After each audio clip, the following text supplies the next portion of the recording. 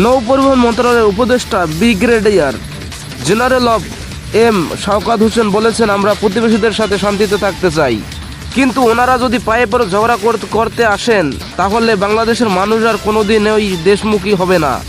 মনে রাখবেন, এটা 18 কোটি মানুষের দেশ, আপনাদের আশেপাশে থাকা ছোটোখাটো দেশ নয়।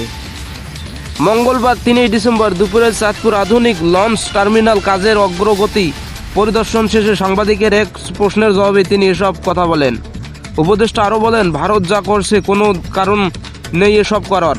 আমাদের দেশে অন্য ধর্মাবলম্বী যারা আছেন তারা আমাদের নাগরিক, আমরা তাদের ভালো মন্দ দেখছি। ভারতের গণমাধ্যম যা করছে দয়া করে এসব করবেন না, আমরা দুই দেশ বন্ধুত্ব নিয়ে থাকতে চাই। তিনি আধুনিক লঞ্চ টার্মিনাল কাজের অগ্রগতি প্রসঙ্গে বলেন, আগে যা অনিয়ম চুরি হয়েছে সেগুলো এখন আর জাল দিয়েও ধরে আনা যাবে না। এখন যাতে আর চুরি না হয় সেটা আমাদের দেখার বিষয়, যার কারণে আমি নিজেই কাজের অগ্রগতি দেখার জন্য এসেছি। এছাড়া পদ্মা, মেঘনা, যমুনাতে যাতে অবৈধভাবে বালু উত্তোলন করা না করতে পারে তার হুঁশিয়ারি দেন উপদেষ্টা।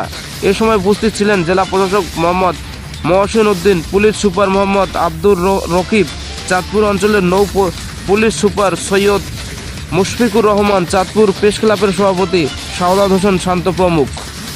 Desk report, news point.